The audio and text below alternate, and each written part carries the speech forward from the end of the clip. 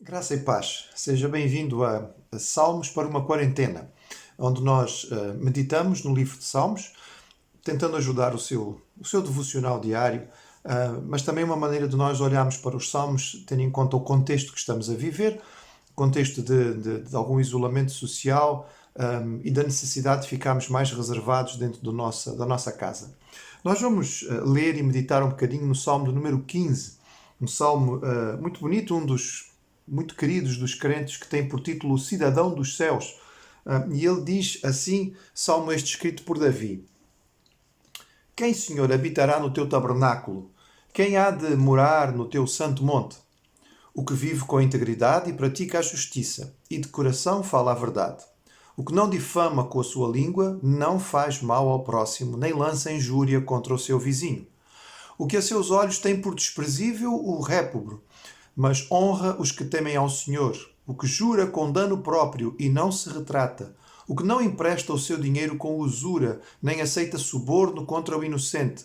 Quem deste modo procede, não será jamais abalado.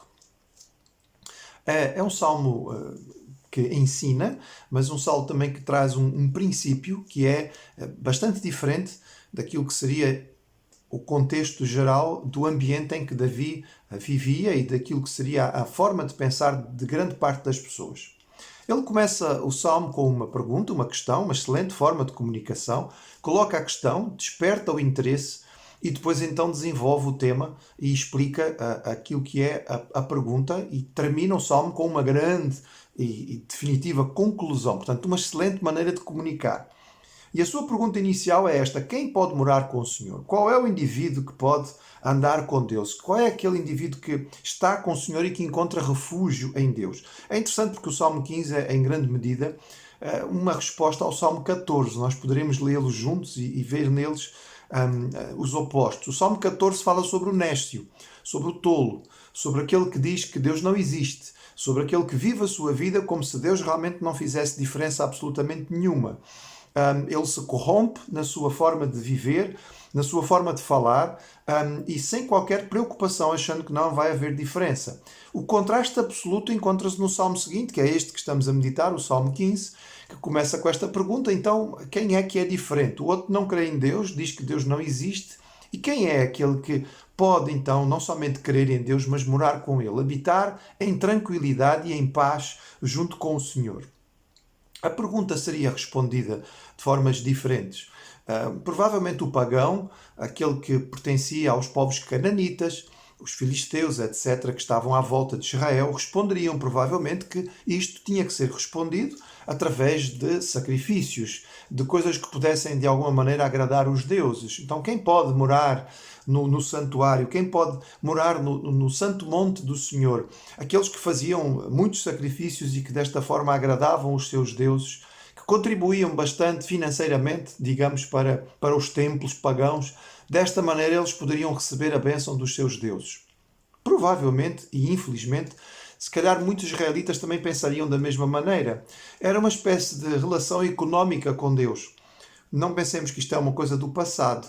Hoje em dia, infelizmente, há muita gente, mesmo no meio cristão, que se diz evangélico, que parece viver uma relação com Deus baseada no financeiro. Se nós dermos bastantes ofertas, então obrigatoriamente Deus vai ter que nos abençoar e vai ter que ser bom para nós. Nesta não era a visão de Davi, não era a sua compreensão. Ele tinha entendido corretamente que a forma de olhar para a lei de Deus era compreender a maneira de viver. Aquilo que Deus tinha estabelecido com a sua lei não era apenas um princípio de regras jurídicas que tinham que ser seguidas de forma dura, porque senão ia haver uma grande punição. Era a maneira das pessoas aprenderem a desenvolver o seu caráter, era a forma de viverem com Deus, porque a lei espelhava o caráter de Deus e o caráter que ele esperava que o seu povo tivesse.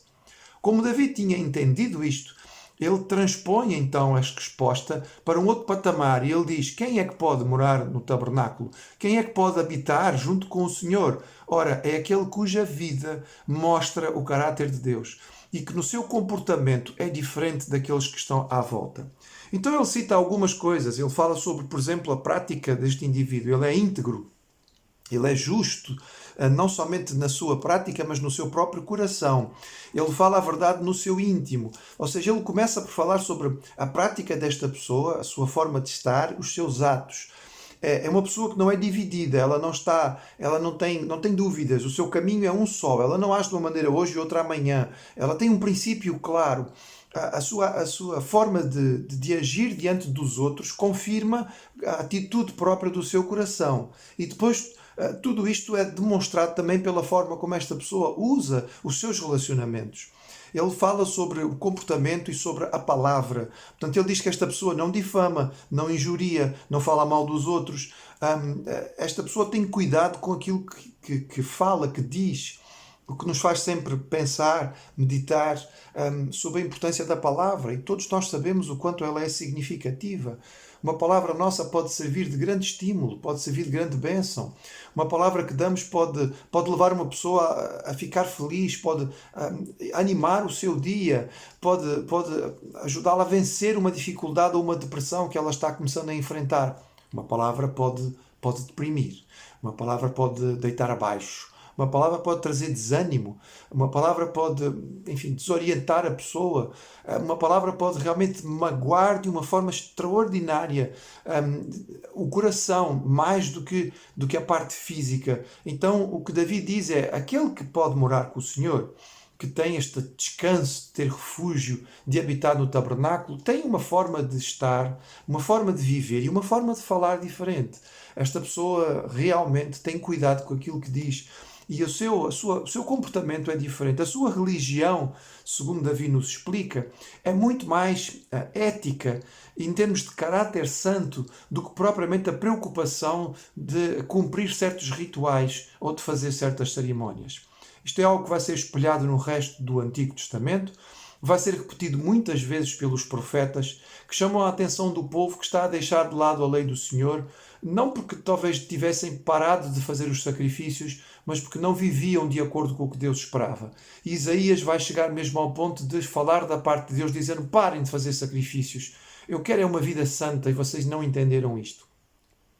Davi tinha compreendido que aquele que habita com o Senhor tem a sua vida e a sua língua diferente e ele tem uma atitude, sobretudo para com aqueles que estão em dificuldade. Ele diz assim: honra os que temem ao Senhor, jura com dano próprio, não empresta o seu dinheiro com usura, nem aceita suborno contra o inocente. Ele tem uma sensibilidade diferente para com aqueles que estão em dificuldade. Aquele que está em pobreza e precisa de dinheiro, ele não vai se beneficiar da situação desta pessoa, ele vai ajudá-lo. Aquele que eventualmente vier para mudar a justiça porque acha que pagando pode conseguir ter vantagem sobre o inocente, este homem de Deus não vai aceitar isto de forma nenhuma. Ou seja, ele tem um coração sensível para com aqueles que vivem com alguma dificuldade. É outro princípio repetido na lei. Tinha muita atenção particular aos pobres, aos órfãos, às viúvas, aos estrangeiros, aos que estavam em dificuldade. E Davi termina então este salmo com uma afirmação significativa. Ele diz: quem é que pode viver desta maneira? Quem é que pode habitar com Deus? E ele diz: aquele que tem um caráter, tem uma palavra que é diferente, que é de acordo com aquilo que Deus quer. Esta pessoa, afirma Davi, jamais será abalado. A ideia aqui é alguém que não vai tremer, alguém que não vai ter medo, alguém que não vai cair em dúvidas, alguém que não vai sentir a sua vida a andar para trás, alguém que tem perfeita confiança porque mora com Deus, habita com o Senhor, encontra refúgio nele, o seu comportamento lhe permite isto. É tempo sempre da igreja ser igreja.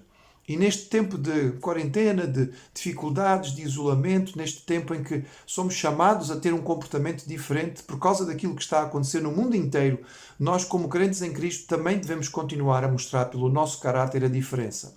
Não seremos abalados, não é porque nós somos mais fortes do que ninguém, mas porque confiamos no Senhor e porque a nossa vida, a nossa postura, de acordo com aquilo que é o caráter do nosso Deus, nos leva a ter esta vida. E também uma sensibilidade para com aqueles que neste momento estão em sofrimento, estão em mais dificuldade talvez do que outros. Para eles o nosso coração, as nossas orações e o apoio que for possível e aquele que estiver ao nosso alcance. Que este salmo possa estimular a nossa vida com Deus e o desenvolvimento de um caráter cristão à semelhança de Jesus.